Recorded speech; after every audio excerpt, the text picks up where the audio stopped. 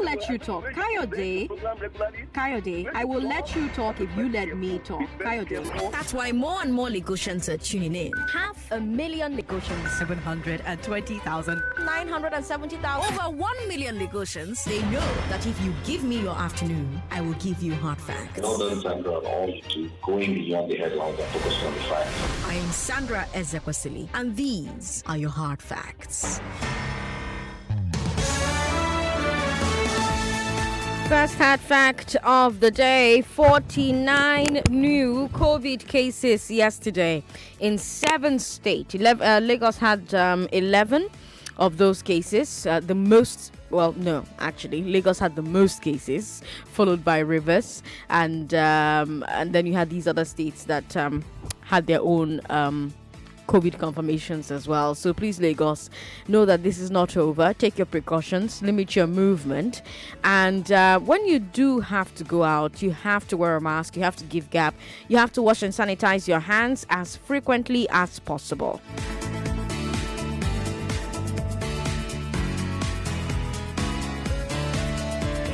Second hard fact of the day: we finally know the venue for the Lagos leg of the Senate public hearings on restructuring. Remember, I've been telling you that this thing is going to happen, and I'll find out details and I'm going to share it with you. Well, it's happening at the Lagos Marriott Hotel, number 122 Joel Ogunnaike Street, Ikeja, GRA. The dates are the 26th and the 27th of May. That's next week, Wednesday and Thursday. So you can make a plan and be there. It's open to the public. Time is 10 a.m. on both days. So again, Lagos Marriott Hotel. That's where it's happening. Lagos Marriott Hotel, number 122 Joel Ogunnaike Street, Ikeja, GRA. Dates are 26th and 27th of May. Next week, Wednesday. Next week, Thursday. 10 a.m. both days. So be there and share with the Senate your own ideas about restructuring, your own opinion about restructuring, and let's have the country that we all want, a country that we all desire, a country that we all can be proud of. Now, if you want to present a memorandum on those days, here are the rules. You should come to the venue with 1 soft copy of the memo and 5 hard copies. If you want to present a memorandum on those days, the rules are: you should come to the venue with 1 soft copy of the memo and 5 hard copies. By the way, why are we still dealing with multiple hard copies in 2021? Nah, man. But anyway, come with those. Also, you're limited to 3 people per group. So if you're coming as a group or as a political party to present your memo, you have to choose 3 people. So remember, Wednesday the 26th, Thursday the 27th next week. And hey, while you're there, tell them to join the 1 million Lagosians who listen to Hard Facts. They're not wrong. They cannot be wrong. We'll start with the big 3 today, Global Edition. Let's talk about India suspending vaccine exports. Then let's talk about the ceasefire between Israel and Hamas. And then let's talk about the NCC wanting Nigerians to report their IMEI numbers. As usual, for Friday, we're going to bring you Public Square, and then we'll wrap up the show with music and moments with Ifeanyi and Sam. Of course, there's news updates coming your way at the top of every hour, and we have Just a Minute also coming your way today. Now, Just a Minute is for everybody who can listen as closely as possible to what we talk about here. If you listen to every single thing I say, your chances of winning on this show, very, very high. But with that said, Lagos, let's get it started. I am Sandra Ezekwesili, and these are your hard facts. The Big 3 Global Edition on Hard Facts. Will COVAX survive India's suspension of vaccine exports? Will COVAX survive India's suspension of vaccine exports? Does the NCC really need your IMEI number? And how can the Israeli-Palestinian conflict be resolved permanently? This is Big Three Global Edition. Let's get into the stories. Now, you're wondering, why are you telling us international stories when things are happening in Nigeria? Well, Fridays, we let Nigeria rest a bit. We try. Try is the key word, to let Nigeria rest. And we look at the biggest stories in the entire world, even though sometimes the big stories are still Nigerian stories, or they also affect Nigeria. Our first story has India saying that they will stop exporting COVID-19 vaccines. Now, you know that India is battling a horrible new wave of the virus. They are breaking infection and death records almost every day. And one of the big reasons is that the country is under-vaccinated. India has more than 1 billion people. But as of yesterday, only 145 million had received a first vaccine dose, and only 41 million of those had gotten 2 doses. So basically, less than 15% is even partially vaccinated, and only 4% are fully covered. So now India is making vaccination a priority, meaning that they're going to stop sending vaccines to the rest of the world for now. Before this, the Serum Institute of India was one of the major suppliers of vaccines to COVAX. COVAX is the main source of vaccines for African countries, including Nigeria.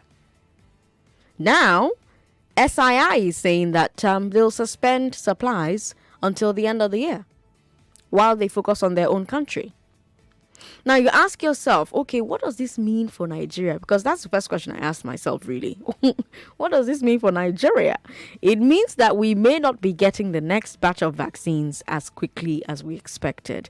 Now, you may be wondering how that affects people who already received the first dose and who should be getting their second dose, people like myself. It's not very clear in general, but what we do know is that Nigeria used only about half of the first batch. So we received 3.9 million doses, but we only gave 1.8 million a first dose, right?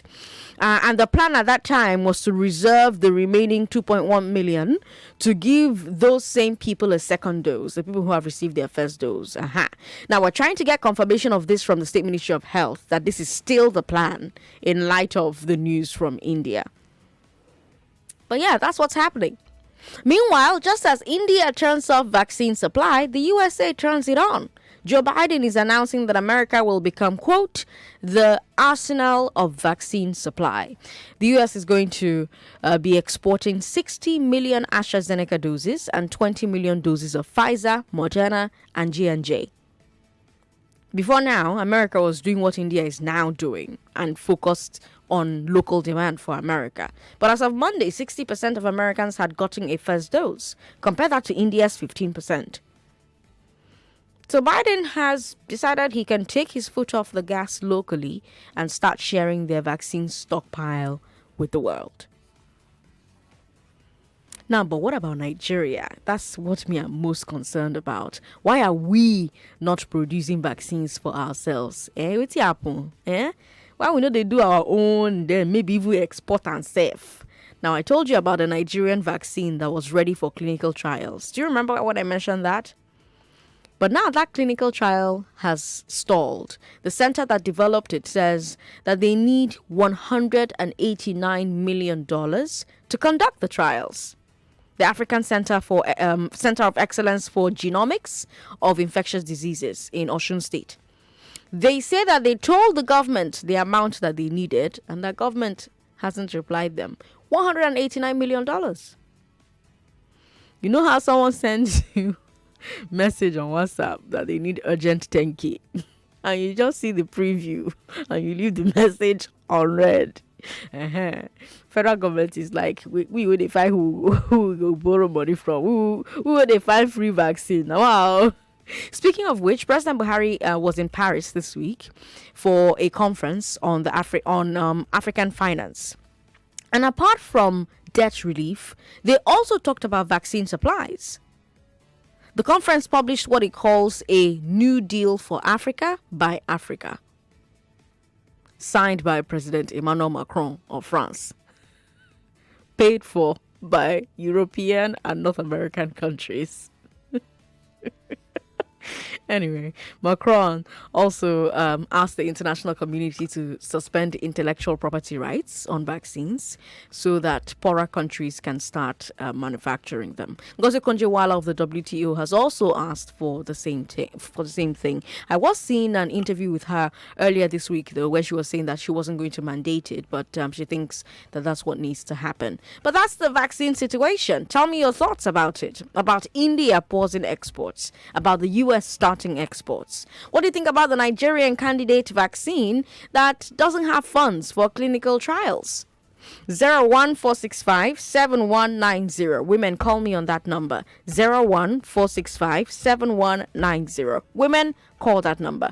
Men, call me on 0700 993 993 993.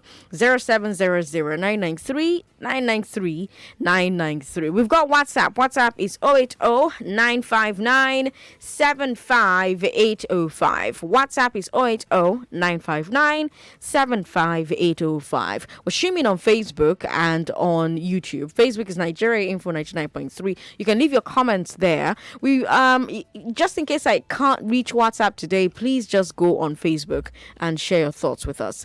Kevin in Surulere, hello. Thank you for calling us. Yes, good afternoon, Sandra. Good afternoon. Nice speaking to you. Yes. Yes, the situation of holding the vaccines in India is understandable because the spark is alarming. And charity, they say, begins at home. They can't even meet their demands as it is now. And as it is, they just need to take a back seat, so that they'll be able to meet with the demands of their people.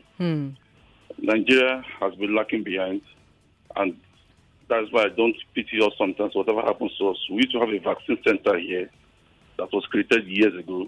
I don't know what happened to it. I just don't know. It's just the same old Nigerian story. So the Indians will take care of themselves. They have halted the whole this thing, and I understand. I can't fault them for that. Regarding your story about the peace deal between Hamas and Israel, that peace deal to me is fragile. Anything can spark it up again. Before now, in 2014, the last one they had, it was just the kidnap of one of the Israeli soldiers also that sparked it up, and that one lasted for almost 50 days. This one now is just the issue of the praying, the mosque, and all that spark it up. So anything can spark it up. The peace is fragile. It's not going to last. Any little thing will bring it up. I think the Israeli people should obey the Geneva Convention and stay away from where the international law says you stay away from. That will bring at least a long-lasting peace in the Middle East there. Thank you. Thank you, Kevin, for calling. 99.3, hello. Sorry about that. Call back if you can. Hello, thank you for calling. Hello, good afternoon. Good afternoon. What's your name? My name is Obinna, calling from Ojo. Welcome, Obinna. Go ahead. I just want to speak concerning the Nigerian Institute that said that To say